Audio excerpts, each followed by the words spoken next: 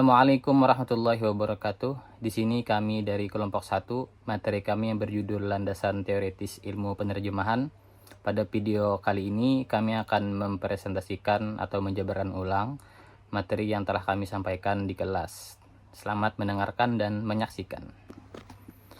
Halo teman-teman semua, perkenalkan saya Ahmad Arfis Salam, mahasiswa Prodi Ilmu Al-Quran dan Tafsir UIN Antasari Banjarmasin.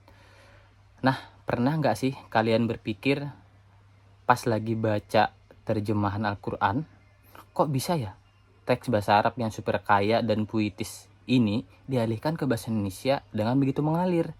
Atau jangan-jangan kalian mengira prosesnya itu sesederhana kita buka kamus, lalu salin kata per kata? Nah, tentu saja jawabannya tidak. Tidak sesederhana itu atau sederhana yang kalian pikirkan dan bayangkan. Penerjemahan Al-Quran itu sebenarnya melibatkan proses ilmiah dan ijtihad yang sangat bertanggung jawab. Makanya dalam tugas terstruktur mata kuliah metode terjemah Al-Quran ini yang diampu oleh Bapak Syamsuni, kami menyusun sebuah kajian mendalam berjudul Landasan Teoritis Ilmu Penerjemahan. Kenapa teori ini penting? Bayangkan kalau kita menerjemahkan teks suci tanpa dasar teori atau metode yang jelas. Potensi terjadinya reduksi makna, salah paham, atau salah tangkap pesan wahyu itu sangat besar.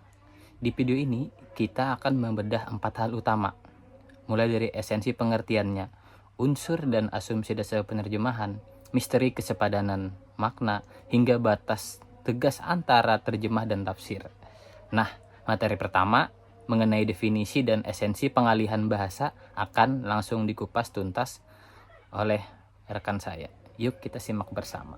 Oke, terima kasih kepada saudara Alfi. Selanjutnya saya akan membahas tentang bagian yang kedua, yaitu pengertian terjemah dan penerjemahan.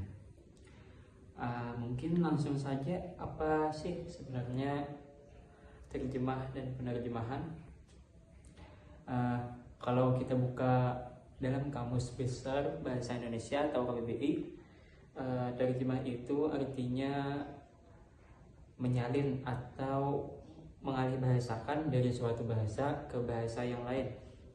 Sedangkan penerjemahan yaitu akhiran atau prosesnya. Di sana itu menandakan bahwa itu adalah proses, cara atau perbuatan menerjemahkan itu sendiri. Jadi penerjemahan itu prosesnya atau caranya itu. Kesimpulan singkatnya tuh, kata penerjemahan itu mengacu pada proses alih pesan, sedangkan kata terjemahan itu adalah hasil atau produk akhirnya. Nah, sekarang mari kita bawa konsep ini dalam konteks kitab suci kita, yaitu kitab suci Al-Quran. Penerjemahan Al-Quran diartikan sebagai upaya manusia untuk memahami, mengungkapkan makna ayat-ayat dalam bahasa sasaran. Tapi ada catatan teoritis yang wajib kalian ingat secara baik, yaitu hasil terjemahan tidak akan pernah sama persis. Nah, jadi terjemahan yang diartikan penerjemah untuk mengartikan kitab suci kita Al-Quran itu tidak akan pernah sama persis. Karena apa? Karena Al-Quran itu adalah mukjizat yang diturunkan dengan bahasa Arab yang sangat luar biasa, baik dari segi sastra, struktur, dan balaghahnya. Oleh sebab itu, para ulama menegaskan bahwa terjemahan yang kita baca sehari-hari bukanlah terjemahan yang hakiki, melainkan hanya pemahaman atau kedekatan makna dari ayat tersebut. Sifatnya bukan untuk dikaji, dievaluasi dan dikembangkan, bukan untuk disakralkan secara berlebihan. Menarik bukan?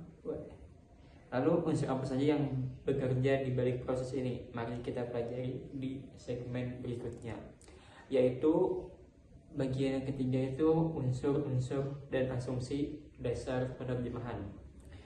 Dalam dunia akademik penerjemahan, proses alih bahasa ini tidak berdiri sendiri. Menurut pakar linguistik Basil, Hatim, dan Lanmason, ada 5 unsur utama yang berkaitan. Yang pertama itu teks, sumber. Yang kedua bahasa sasaran, ketiga makna atau pesan, yang keempat sosok penerjemahan, dan yang terakhir yaitu konteks sosial budaya. Di antara kelima unsur ini, makna adalah rajanya. Makna wajib dijaga agar tidak bergeser sedikit pun dari makna aslinya. Nah, teknik penerjemahan itu sendiri kaya banget ragamnya. Jadi teman-teman, ada yang namanya terjemah harfiah yang sangat patuh pada aturan bahasa sumber. Ada juga yang namanya terjemah maknawiyah atau tafsiriyah yang lebih mementingkan pesan dan konteks sosial pembaca. Ada juga terjemah dinamis, terjemah bebas, semantik, pragmatik, hingga etnografik yang mempertimbangkan kebudayaan lokal pembaca. Karena kompleksitas ini, sesuai penerjemah yang baik dituntut memiliki kualitas tinggi, menguasai kedua bahasa, teliti, kritis, dan yang penting adalah rendah hati, terus berkonsultasi dengan para ahli.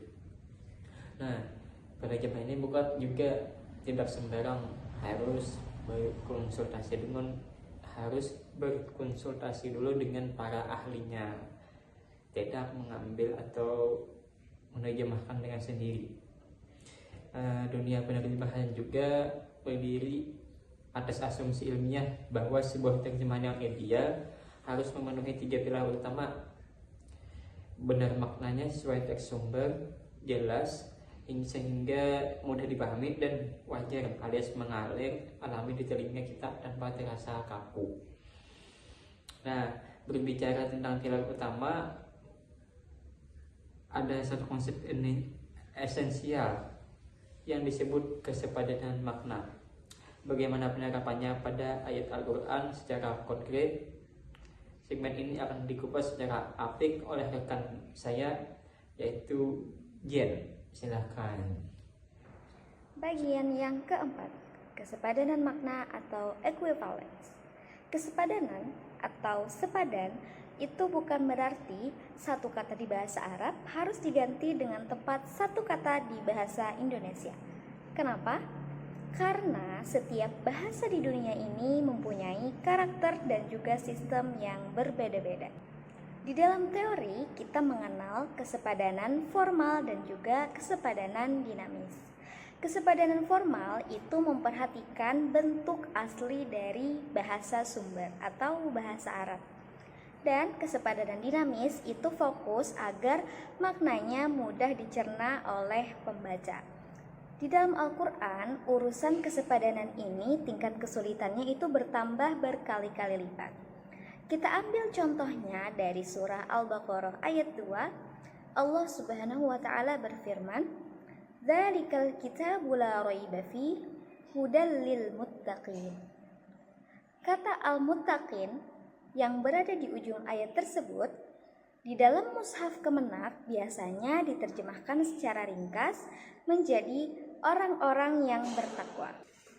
Tapi apakah teman-teman tahu seberapa luas dari makna takwa tersebut?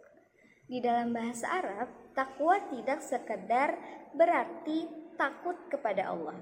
Makna takwa itu sangat mendalam, meliputi tindakan menjaga diri, berhati-hati dalam menjalani kehidupan dunia, dan juga bersungguh-sungguh menjalankan perintah Allah. Nah, bayangkan kalau seseorang penerjemah menerjemahkan takwa itu dengan kaku yang hanya mengartikannya sebagai orang yang takut, maknanya langsung menjadi sempit dan mereduksi keindahan pesan aslinya. Dari sini kita belajar bahwa kesepadanan makna di dalam terjemah Al-Quran itu sifatnya relatif dan juga mendekati. Tujuannya adalah menjaga esensi pesan wahyu agar tetap utuh dan juga menyentuh hati si pembaca. Bagian kelima, batas antar terjemah dan juga tafsir.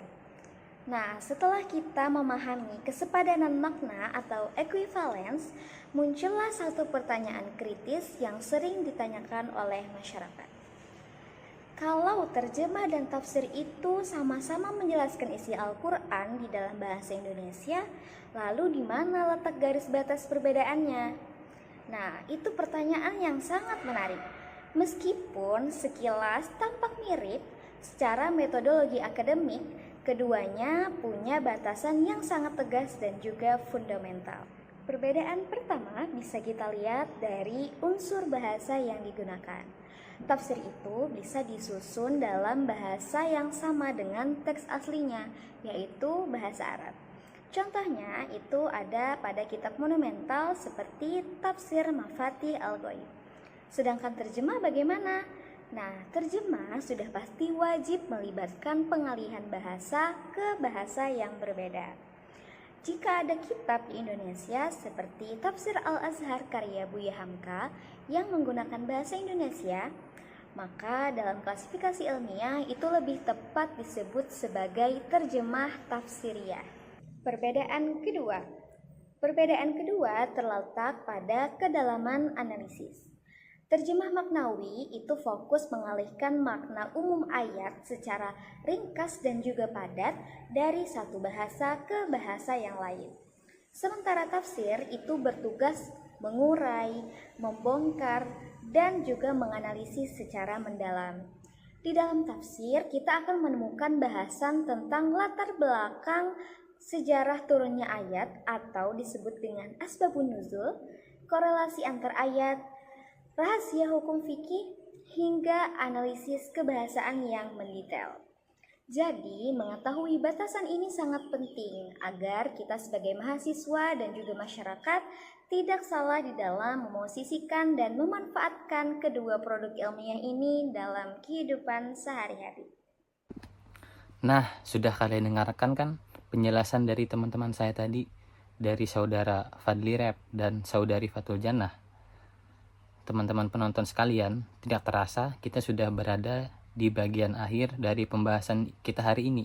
Dari seluruh pemaparan tadi, kesimpulan yang bisa kita ambil adalah penerjemahan Al-Quran bukanlah sekedar urusan mekanis menukar kata di atas kertas.